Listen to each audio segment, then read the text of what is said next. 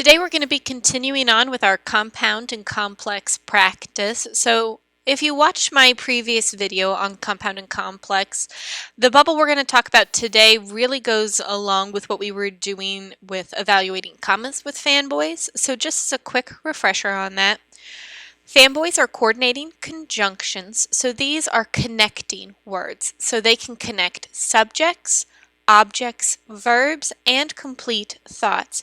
And it's only when you are combining two independent clauses or complete thoughts into a single sentence that you use a comma with a FANBOY. When you are looking to try and figure out if it's a complete thought, you have to think, can this stand alone as its own sentence? So if we look at this little blue box here, I'll buy a cake, that could stand alone. That could be a complete sentence all of its own. We have a subject, we have our verb, and a direct object. Also, Anne will get muffins. It could be a complete thought. It can be a sentence that stands alone because we have our subject, Anna will get verbs. What's she getting? Our direct object, which is muffins. Now you can see that these are connected with a comma and a coordinating conjunction, or a FANBOY. This is the only real punctuation that we look at when we're dealing with compound sentences and FANBOYs. So unless your FANBOY is connecting two independent clauses, you don't use any punctuation, as you can see in these other examples here. So we'll do a couple of these together.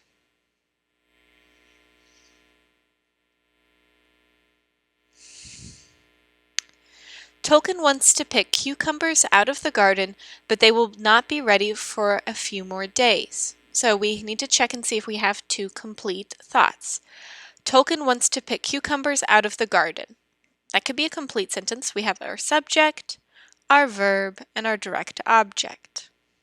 They will not be ready for a few more days. This could be another complete thought. We have our subject, our verb, and our direct object. So here is our FANBOY, our coordinating conjunction. Now you can see here they've got the comma in the incorrect spot. We always want the comma to come before the coordinating conjunction. William Shakespeare is a fantastic athlete, and he was an above-average student in second grade. Now we have subjects on both sides, William Shakespeare, he, verbs, is, was, and our direct objects. So these are connecting complete thoughts. So we want a comma, and remember we want to make sure that is lowercase. Moni Myrtle and her friends had an egg fight, so they were all slimy and sticky within minutes. Take a second and look and see. Do you see a subject in both sides of the coordinating conjunction? How about a verb? Are there direct objects? How would you fix this sentence? We want to make sure we have a comma and then our FANBOY. We've got two more we'll do here. So again, Oliver Wood bought a donkey in Egypt, complete thought. He's trying to find a way to fly it home. We just need to move our comma into the correct location. This one you can see they've already got it correct. We don't need to do anything to it. Now, the next thing we're going to look at is probably one of the main issues I see in student writing, and that is something called comma splices and fused sentences. You might have also heard fused sentences referenced as a run-on. Now, a comma splice is when we are connecting those two independent clauses that we were looking at with just a comma. And commas are pretty wimpy forms of punctuation. They're not strong enough to hold up both sides of a sentence. So there are a few different ways that you could fix this. And you can see the example here of an issue. So we've got two independent clauses with only a comma in the middle. The way that you fix these is you can make them two separate standalone sentences with a period and then a capital letter. You can add a semicolon in between them, which is this punctuation mark right here. So it's got the dot and then kind of the comma looking thing underneath.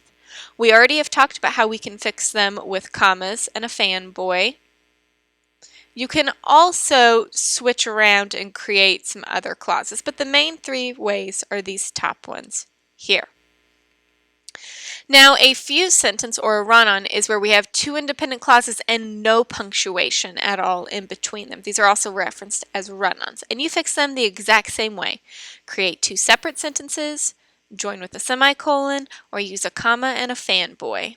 You can, if you like, go ahead and look at some of these more involved, where you can see we've added some famous words and some swabbies, which we'll cover later on. But the easiest and most common way to fix them are these three. So let's look at a few of these together. Tolkien found $3 on the sidewalk. He spent the money at a lemonade stand. So here we have a fused sentence or a run-on. We have two independent thoughts. Tolkien found $3 on the sidewalk. That's one. He spent the money at a lemonade stand. That's two. So we could do a period and capitalize he. We could do a semicolon and not capitalize he, or we could do a comma and add a coordinating conjunction. Now, they don't have a coordinating conjunction here for us to use, so we really need to pick between these two.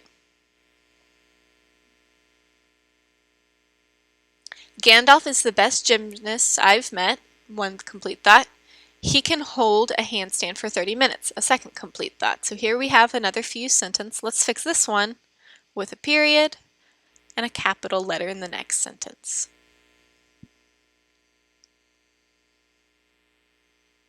Harry Potter practices the piano every day for an hour. That is why his technique is so good. Again, we've got two of them. Let's do a semicolon on this one. I've seen Professor Moody fly or walk through walls. He keeps his powers a secret. So we can see we've got two independent clauses. They're already connected with a semicolon, so we don't need to do anything to this one. And our last one here, Peter Pettigrew doesn't think recess is long enough. He hopes the principal adds another 15 minutes. Now this is an example of a comma splice where they've tried to connect these two independent clauses. But like I said, those commas are just too wimpy for the job we really need. So let's use a period and a capital on this one. I hope this was helpful for you as you were looking at these two bubbles on this practice. As always, if you need any help, don't hesitate to reach out.